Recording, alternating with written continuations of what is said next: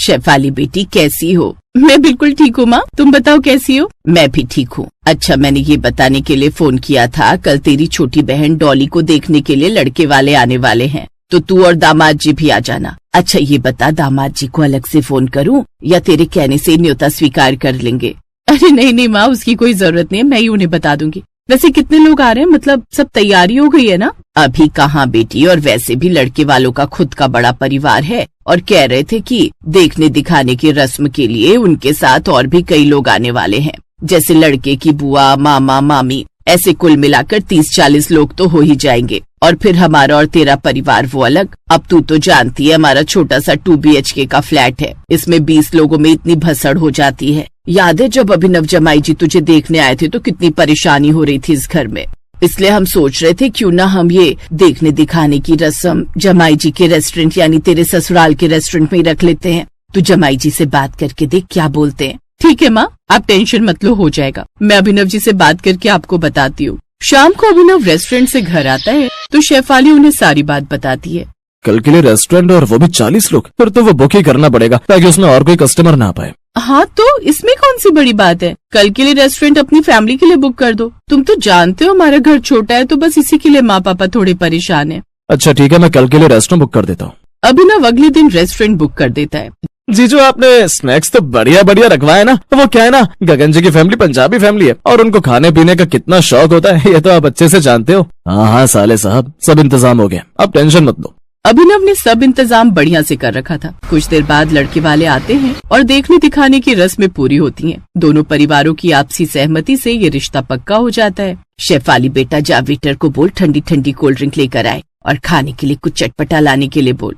हाँ माँ, अभी बोलती हूँ। बबलू भैया जरा चिल्ड कोल्ड ड्रिंक और चाउमीन और चिली पटेटो ले आइए। मेरे लिए तो तू कुछ मीठा भी मंगा ले, उसके बिना तो मेरा कुछ नहीं होता। लड़के वालों से ज्यादा तो शेफाली के परिवार वाले ही सब भपकाने में लगे हुए थे। फिर कुछ देर बाद लड़के वाले वहाँ से चले जाते हैं। शोभा शेफाली से कहती है, चलो अच्छा है, सब सही से निपट गया। जमाई बाबू ने बड़े ही अच्छे से सब इंतजाम कर रखा था। अब बेटी जमाई जी को क्या ही पैसों के लिए पूछूं, वो भी क्या कहेंगे कि ऐसे पूछकर मैं उन्हें शर्मिंदा कर रही हूँ। मेरे जमाई तो इतने अच्छे हैं, वो छूटते ही कहेंगे कि माँ जी ये क्या बात हुई, क्या मैं आपका बेटा नहीं? अच्छा बेटी अब हम चलते हैं। ये कहकर वो सब एक बार भी बिल के बारे में ना पूछकर चुपचाप वहाँ से चले जाते हैं। बेचारा अभिनव ये बात नहीं जानता था कि देखने दिखाने की रस्मों में सारा बोझ उसी की जेब पर पड़ जाएगा। लेकिन ये पहली बार नहीं था जब शेफाली के मायके वालों ने अपनी बेटी के ससुराल वालों के रेस्टोरेंट का फायदा उठाया हो, और बेचारा अभिनव शर्म के मारे कुछ नहीं कह पाता। ऐसे कई दिन फिर बीत गए। फिर एक रोज, अभिनव तुम रेस्टोरेंट की तरफ जा रहे हो तो मुझे मेरे घर ड्रॉप कर दो ना।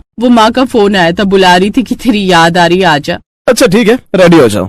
कुछ देर बाद शेफाली अभिनव के साथ कार में बैठकर अपने मायके आ जाती है। अभिनव उसे ड्रॉप करते ही रेस्टोरेंट के लिए निकल जाता है। और डॉली मैडम क्या हाल है? शेफाली दीदी। शेफाली तू, अच्छा हुआ तू आ गई बेटी। देख तो तेरे पापा कल से कैसे चिंता में बैठे हैं। चिंता में? लेकिन वो क्यों माँ? वो सब मैं बताती हूँ। डॉली बेटा जा अपनी बहन के लिए शरबत बना कर ले आ। डॉली रसोई में चली जाती है।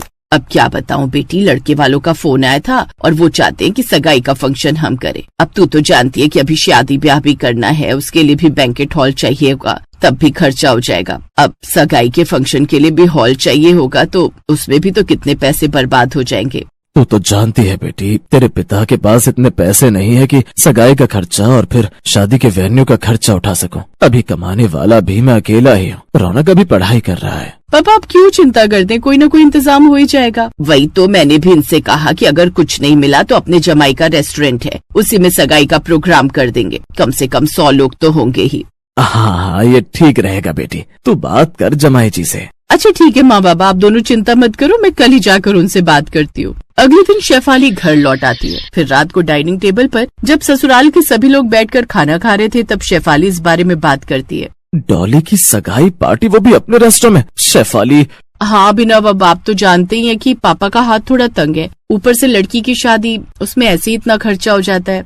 लेकिन तुम जानती हो ना शेफाली, एक दिन रेस्टोरेंट की फैमिली फंक्शन के लिए बुक करने से हमें कितना नुकसान होता है। ग्राहक नहीं आ पाते, उसका लॉस अलग झेलना पड़ता है। अभिनव बेटा, तेरे ससुराल वाले अब हमारा भी तो परिवार है, और अगर भगवान ने हमें इतना दिया है कि हम उनकी कुछ मदद कर पाए तो इसमें क्या बुराई है। ऐसे बहू का मन भी रह जाएगा और उन लोगों को भी बुरा नहीं लगेगा। तेरे पापा ठीक कह रहे बेटा, और डॉली तेरी छोटी बहन जैसी है। वो तो तू हमारा इकलौता बेटा है, लेकिन अगर तेरी छोटी बहन होती तो तू उसके लिए भी तो ये सब खुशी खुशी करता ही ना। शेफाली के ससुराल वाले बड़े ही समझदार थे। फिर अभिनव भी उन सब की बातें मानकर अपने रेस्टोरेंट में सगाई का फंक्शन रख देता है और सारी तैयारियां करवा देता है। कुर्सियों की जगह वो सोफे लगवा देता है। साथ ही अपने ससुराल वालों के कहने पर कई तरह के स्नैक्स, खाना और मिष्ठान रखवा देता है। कुछ देर बाद सभी मेहमान तैयार होकर रेस्टोरेंट पहुंच जाते हैं। वाह वाह जमाई बाबू, क्या खूब रेस्टोरेंट डेकोरेट करवाया है आपने। इसे देखकर तो ऐसा लग रहा है जैसे कोई बड़ा बैंकेट हॉल है। सगाई का फंक्शन सही से हो जाता है और फंक्शन होने के बाद एक बार फिर शेफाली के चालाक मायके वाले बिना बिल चुकाए वहाँ से चलते बनते हैं। शेफाली बेटी, जमाई बाबू सच में बड़े ही अच्छे हैं, सब कुछ कितने अच्छे से संभाल लिया। वैसे सच कहूँ तो मुझे तो बड़ी शर्म आ रही है उनसे सोफे के किराए देने के बारे में पूछते हुए। अब तुम इतने पैसे वाले हो, इन थोड़े से पैसों से क्या ही फर्क पड़ेगा उनको, है ना। खैर छोड़, अब हम चलते हैं। और अब एक बार फिर वो सब चुपचाप वहाँ से चले जाते हैं। बेचारे अभिनव की जेब फिर से हल्की हो जाती है। वो घर आकर शेफाली को समझाता है। शेफाली, मैं ये नहीं कहता कि अपने परिवार के बारे में मत सोचो, लेकिन अपने मायके वालों के साथ साथ अपने ससुराल के घर का ख्याल रखना भी जरूरी है। तुम अच्छे से जानती हो मैंने कैसे दिन रात मेहनत करके ये रेस्टोरेंट खड़ा किया है। अगर हम रिश्तेदारी के नाम पर ऐसे ही सब फंक्शन करवाते रहे तो ऐसा ना हो कि एक दिन ये रेस्टोरेंट ही बंद हो जाए।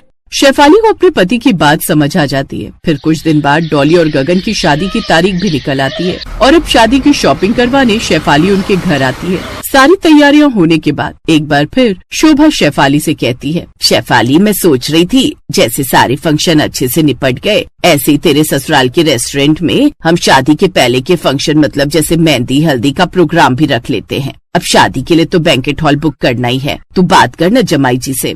अब शेफाली को अपने मायके वालों की सारी कहानी समझ आ रही थी कि कैसे इतने वक्त से वो सब उसके ससुराल के रेस्टोरेंट का फायदा उठा रहे थे। माँ, अब मैं किसी से कोई बात नहीं करने वाली। ये तो मेरे ससुराल वालों की शराफत है कि वो चुपचाप आपकी हर बात मान जाते हैं। इसका मतलब ये नहीं कि उनकी शराफत का हम जरूरत से ज्यादा फायदा उठाएं। माँ पापा, मैं आज भी आपकी बेटी हूँ, लेकिन अब उस घर की बहू भी हूँ। यहाँ के साथ साथ मुझे उस घर की भी उतनी ही चिंता है। माँ, मैं अच्छे से जानती हूँ कि आपको मेरी बातें जरूर कड़वी लगी होंगी, लेकिन अब मैं जा रही हूँ अपने पति के साथ अपने ससुराल का रेस्टोरेंट संभालने। और हाँ, डॉली की शादी के फंक्शन और ब्याह में बुलाना होगा तो बुला लेना। मैं अभिनव और अपने ससुराल वालों के साथ आ जाऊंगी। ये कहकर शेफाली अपने ससुराल चली गई। अपने मायके वालों से प्यार करो, इसमें कोई बुराई नहीं, पर ससुराल की मर्यादा को भी कभी मत भूलो। ज्यादा छूट कभी कभी रिश्तों की गरिमा को कमजोर कर देती है। मायके और ससुराल वालों के बीच संतुलन बनाकर चलना ही एक बेटी बहू की सच्ची समझदारी है।